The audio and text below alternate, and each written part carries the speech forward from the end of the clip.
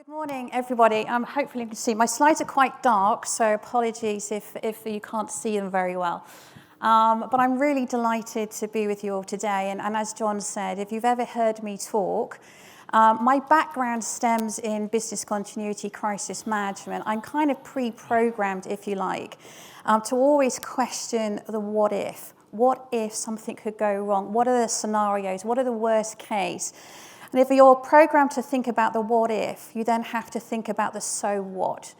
What is the impact of all of these things? So there's no doubt when we're thinking about all of the evolving technology that what's on the horizon, it just introduces so much opportunity.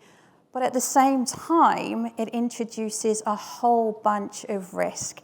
And as cybersecurity and resilience professionals, it just gives us an even bigger headache than we've had over the last couple of years.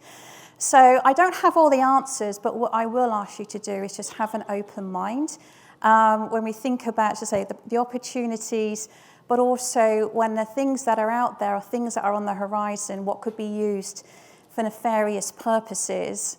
And as I say, our careers are about to get a whole lot harder. If you thought it was hard now, it's going to get even worse. So I'm just going to say that. So just to kick things off, and we've been talking about the fact we've been in this sort of fourth industrial revolution for the last couple of years. That sort of interplay, if you like, between the digital, the physical, and the biological. But we're also in a fourth wave of computing. So if we go back to the 70s when we had big mainframes, and it was the first time we started to see terminals that were all connecting with the mainframe. At the same time, Microsoft was actually born, believe it or not, in 1975. And at that time, Bill Gates had the vision that he wanted a PC in every home. Now we get to the 90s, I think he's managed that quite successfully. So not only do we have one, we have multiples of. Then we go fast forward again to the 2000s. Well, not only do we have multiple devices, we've got smart technologies, we've got all of these things together. And that really just brings all of that interconnectivity. And where we've come to now, it's been quite interesting.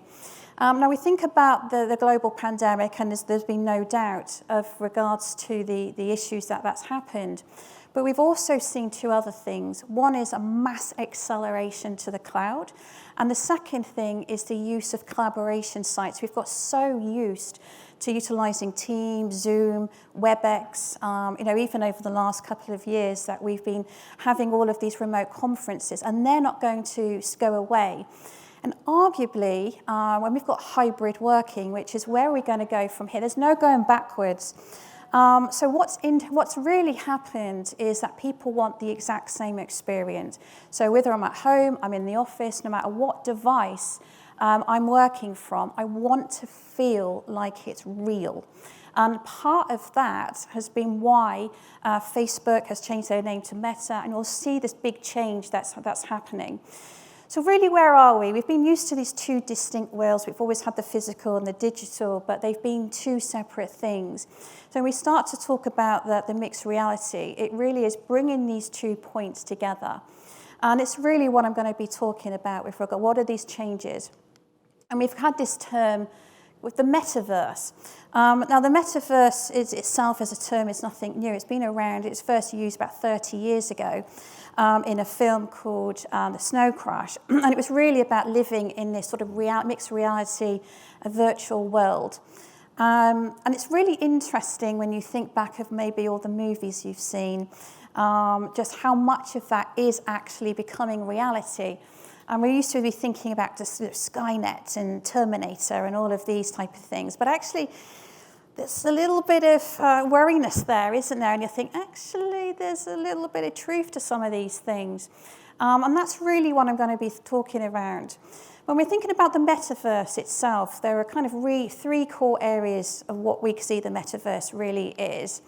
And we have the consumer metaverse, we've got the enterprise metaverse, and then the industrial metaverse. Now, the consumer metaverse is really that kind of that virtual reality, what Facebook is really trying to get involved in. We've got gaming, so we're used to seeing avatars, and we're used to kind of seeing this sort of virtual reality that's been going on. That enterprise metaverse is really, as I said, how do you have that same experience, whether you're utilizing Teams or Zoom and all of those things. And the industrial metaverse is really taking that into the business world and into manufacturing. Now, if we think about how do you interact with the metaverse, there's a number of different things. So what you'll see just here, you're physically in the physical world, as you are now. What you'll actually have is a head screen over the top that actually portrays a holographic image over the top of what you're seeing. Now, when you think about augmented reality as well, so when you've seen these videos of lions and elephants walking down the street, it's the same principle. It's a headset with a holographic image.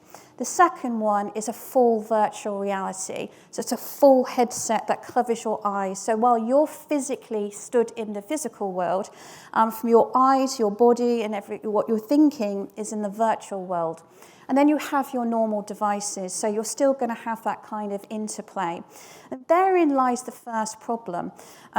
Getting onto the metaverse, no matter where we're talking about, relies on these headsets. There's a cost involved to creating them, cost involved to having them, and no doubt they will continue to build.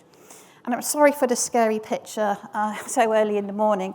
But if you look from Facebook's perspective and where they're kind of coming from, they'll have you believe this is really cool. We've had this virtual reality. Look at all the gaming you can do. Look at what you can get online. You can go with all your friends. But it's not real. So although you're immersed in this virtual world, it's not real. There is a more and more ask that when I have my avatar, I want it to look like me, not just something I've picked that happens to have the right hair color or the right skin tone. And this is the kind of where it's sort of going. With even now, you can kind of pick an avatar that looks slightly more than you, but really where the ask is a full 3D render of yourself. So when you go into the virtual reality or you go into any of these things, it is you.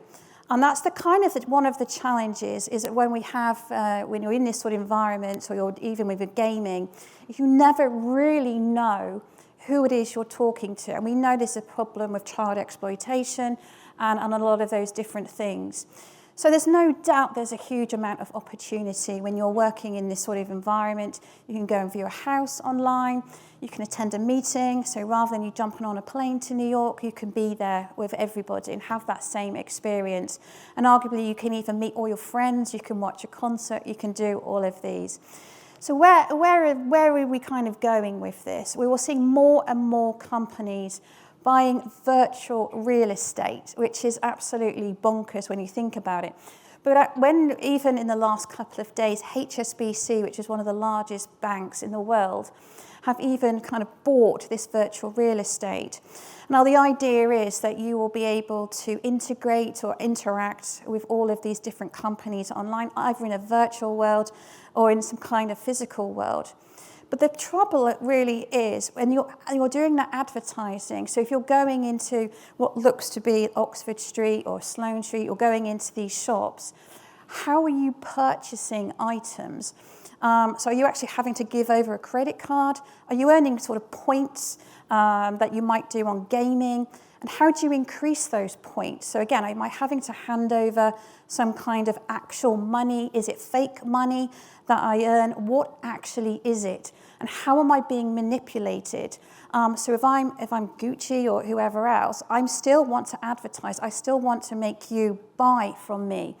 And therefore, to do that, you need huge amounts of data. You need behavior analytics, and you need a huge amount of machine learning.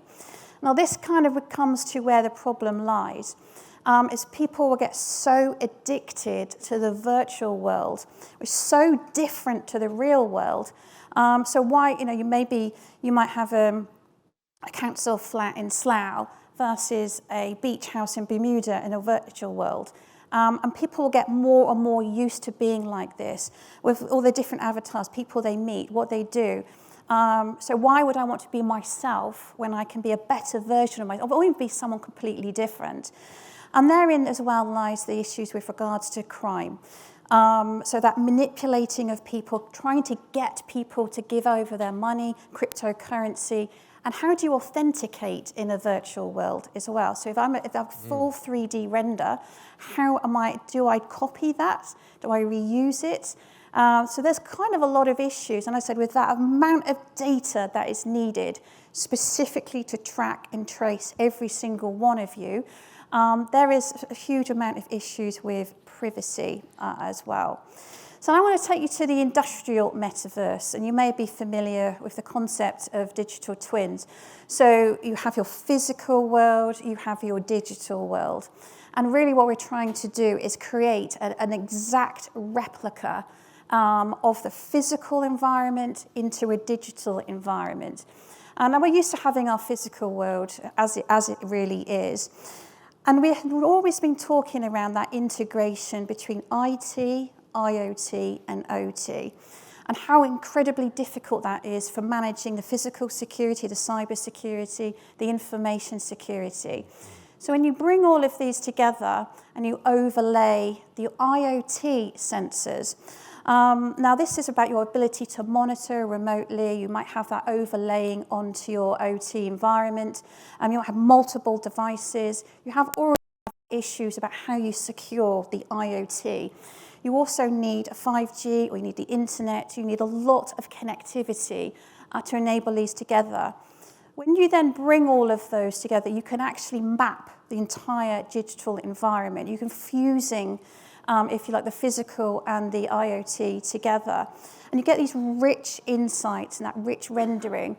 So you can actually model, do all these things and understand all the entry points, all the points of weakness. Now, if I can do that from a business perspective, imagine if I want to actually break in to your building.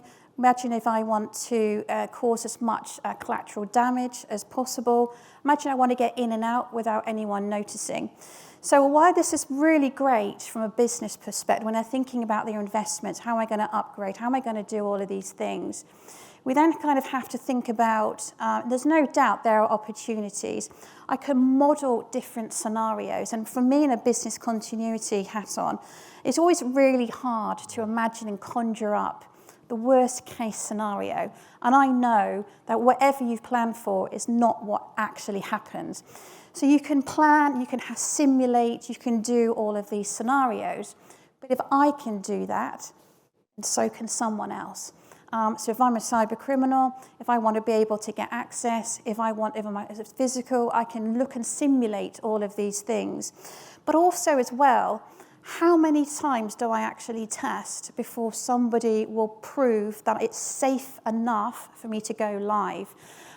So do you have to do hundreds? Do you have to do thousands? And is it a perpetual cycle? There's so many permutations of different scenarios, and that's just a physical and digital. When I add all the humans in, it creates an even bigger problem. Now, there's no doubt I can monitor, I can manage, I can preempt some of the different issues that may be coming. I can do predictive maintenance.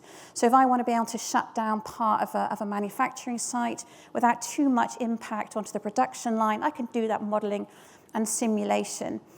And it's a really great way when you're thinking, how do I teach somebody in a new world? So if I'm at university, I want to learn all about fuel injection systems or anything like that. And this is brilliant. If I'm a mechanic, working in manufacturing, working wherever I am, if I can overlay a picture and it tells me exactly what to do, how to do it, great if you're learning. But again, if I want to use it for nefarious purposes, I don't need to know I don't need to blackmail someone to sabotage. I don't need to learn about the systems. I just have a holographic image that actually tells me exactly what to do and how to do it. Now imagine again that you are in the middle of an incident, you want to try different things, you want to try different parameters, see how it works, and you'll do it in a digital environment, and then I'll try it out in the physical environment. And similarly, again, if you've had a major incident, you might want to try different things, you might want to look at those parameters. And again, if I can do that, someone else can as well. Now, there's no doubt that in terms of how you collaborate together, so with this image, you've got the physical people who are around a vehicle, around a car, around any kind of environment, and I can overlay the virtual avatars as well. So this is just a new way of collaboration, bringing people together, having all of those experiences. And then I'm going to kind of take it to the next level. Now, imagine if I can have a digital twin for a building, imagine what I could do with a digital city. Now, you can imagine, from a planning perspective, if I'm emergency services, and I want to sort of think about all of these different routes from a safety perspective, I want to have all of these things mapped out. But again, if I want to cause as much disruption as possible to an entire city, then what do I do about it? Now, how far away are we from this? Not very. Seoul has actually, as part of their 2030 vision plan, they want to be the first city to enter the Metaverse in its entirety. Now, they're already building this, and the pretense was that this is a very overpopulated city, huge millions of people that live there. They've got lots of people who are tourists and those type of things. And imagine there's lots of safety issues when you have that many people. So their idea really was to create this virtual world that people could then go and speak to people in government, they could go and speak to tourist operators, and just have all of that experience. But again, if it's New Year's Eve or anything big major events that they have, they don't want people to congregate together. So you experience all of these things by putting a virtual headset on. Now, I don't know about you, we're only a few years away, but if I can create a digital city, what is the impact of that? Let's take it to another level. Now, imagine not only do I have a digital city, I have potentially mapped out an entire country or part of a country. And again, this is no doubt that if I'm military, if I want to cause the least amount of collateral damage as possible, I want to go for military targets. I want to try and test all of these different things. The reverse of that, obviously, is I want to create as much collateral damage as possible. And again, I can kind of do all these simulations, I can do this training, I can do all of these different things. And how much of this do you think is reality? It is being worked on right now. So what you'll see there is the top sort of image. You've got a soldier who is wearing a holographic lens. And what that basically shows to that soldier, it gives them a 3D render of where they are. They are then overlay that with thermal imaging. They can also look at who they're looking for. And then obviously the next one over, you can then train, you can simulate, you can run lots of different ways of working. And then you come down, so the headset that they actually have there enables them to have all of those different things that are being overlaid in front of them. So they can have all of their 3D models, they can have a night vision, they can have thermal imaging, they can have all of these things. Now this is real. This is actually an integrated visual augmentation system that's being built by the US Army, and it's being field tested right now. That headset is real. It's actually from Microsoft, believe it or not. That is the HoloLens, and the HoloLens is actually being utilized in multiple different environments. So it was actually utilized during the pandemic for good. It was actually utilized by the NHS. So they were utilizing a HoloLens headset to be able to, for surgeons, to be able to look at different bodies and to do medicine without actually having people physically on site. So they're able to plan operations, they were being able to do different things. So there's no doubt when we're thinking about that evolution of technology, connectivity and threats evolve over time. So whether we've had that kind of standalone computing, we maybe had some data corruption with backup tapes, data replication. As we started to have more and more things online, we've had viruses, botnets, we've had DDoS attacks. Right now we're seeing ransomware, and we're seeing huge data theft.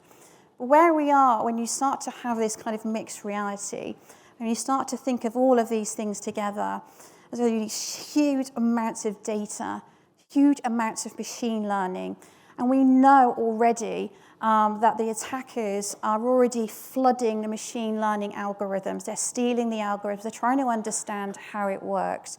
So if I can poison it, if I can flood it with data, I can manipulate the outcome. Now, if I can manipulate you, or I can manipulate a building, an entire city, you can see what the output is. And just to kind of finalize, if you like, so how much reality is this manipulation? Well, I wanted to kind of just leave you with this thought about how the Metaverse is working out for cows. So this is this particular farmer. He put the virtual headsets on the cows. So as far as the cow's concerned, it thinks it's eating grass in a lovely green field, lovely pasture.